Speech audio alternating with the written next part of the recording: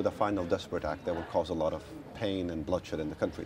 But even within that circle, we're beginning to see cracks. For example, the resignation of his cousin yesterday, Ahmed Gaddaf al-Dam, from his post and his application for asylum in Egypt or Syria is probably the most significant defection to date. He was very close to Gaddafi, close. Wasn't he? And the gentleman who last week we were told was in Egypt recruiting mercenaries from the upper Egypt tribes that have close ties with Libya.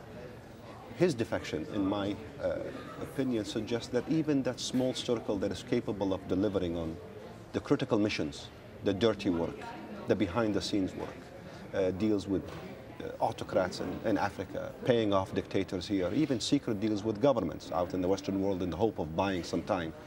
Those individuals are beginning to disappear. But why are they turning against him now, with 42 years of this man in power? That's true. Gaddafi has ruled for 42 years with a combination of repression, brutal repression, that is unrivaled, I think, in North Africa at least, and perhaps in the Arab world, with the exception of Saddam Hussein. He's had a lot of wealth at his disposal to buy people off. Not just Libyans, but buy off Western governments, Western companies.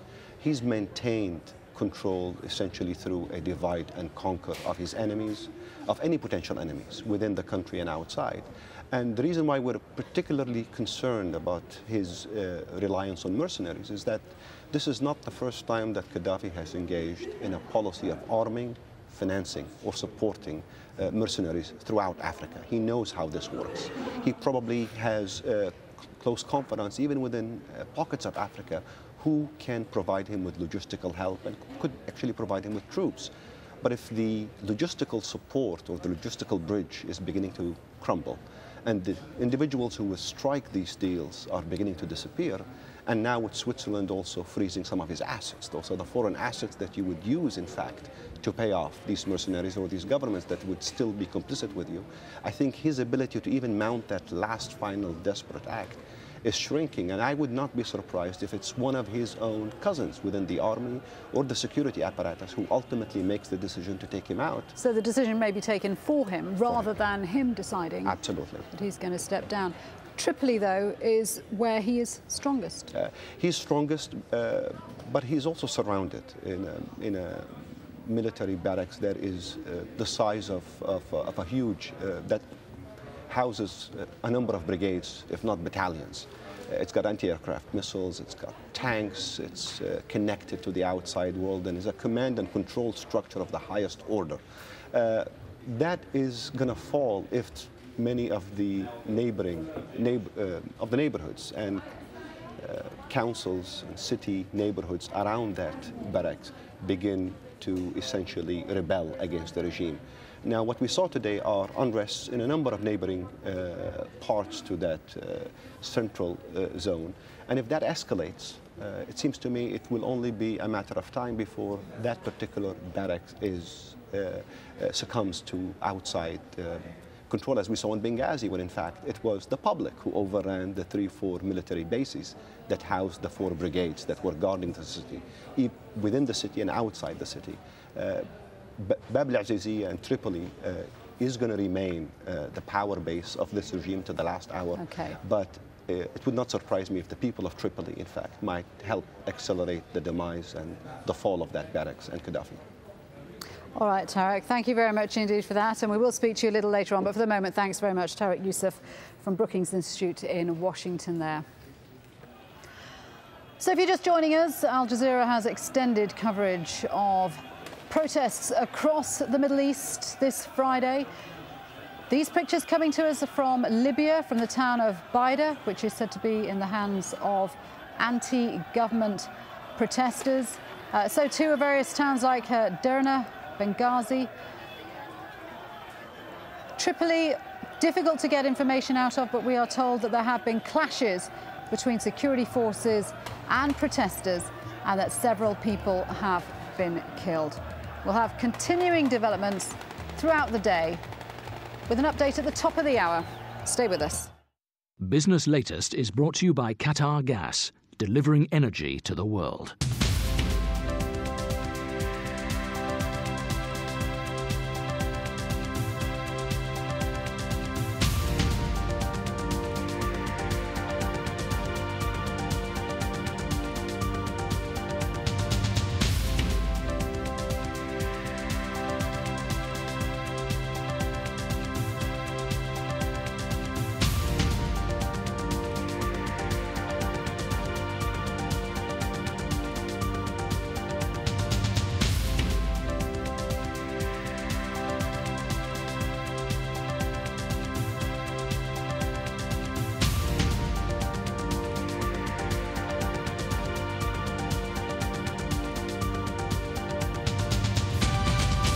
Business Latest is brought to you by Qatar Gas, delivering energy to the world. All the news, all the time. AlJazeera.net/English. Malaysia has created amongst the world's greenest, most cost-efficient buildings and constructed the most futuristic Formula One racing circuits. Discover Malaysia's service excellence at the Malaysia Services Exhibition Abu Dhabi. Register with Martrade. 14 competing teams, 13 different venues, 3 host nations. Cricket is part of the fabric of life here, and this competition is the pinnacle of the one-day game. We'll be bringing you all the action and reaction from India, Sri Lanka and Bangladesh. The Cricket World Cup on Al Jazeera.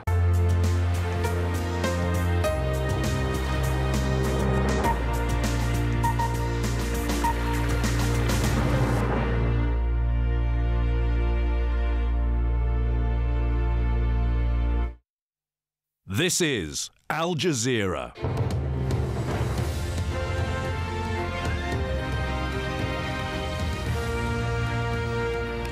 Hello there and welcome to the News Hour live from Doha. I'm Shuli Ghosh from Al Jazeera's news centres here in London and live from Libya, Baghdad and Cairo. Our special coverage on a day of protest across the Middle East. Fresh fighting in Libya, reports of protesters killed by security forces in the capital Tripoli as Muammar Gaddafi's territory shrinks. Violence too in Iraq on a so-called day of rage against government incompetence. In Egypt, tens of thousands rally, keeping up the pressure for democratic reform. And rival rallies in Yemen as opponents and supporters of the president take to the streets. I'm Stephen Cohen in London with the latest reaction from Europe, where NATO leaders are meeting to talk about the Western military alliance's response to Libya's uprising.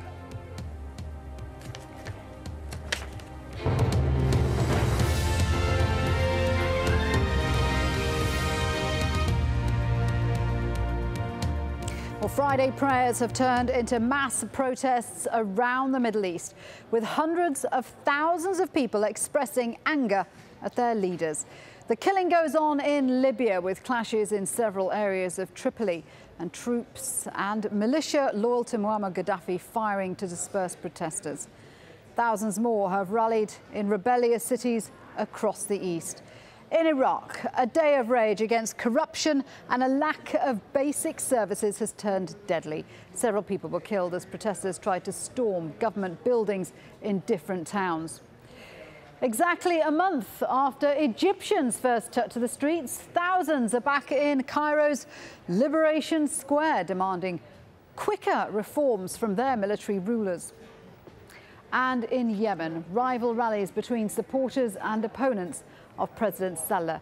Deaths, injuries and arrests have all been reported as the authorities broke up protests in Aden.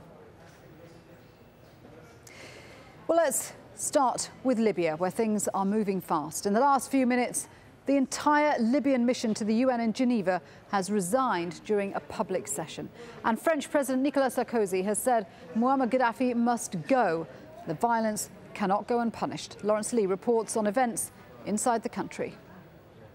More and more footage emerges of triumphalist scenes from Benghazi in the east of Libya, suggesting Gaddafi's forces have lost half their country.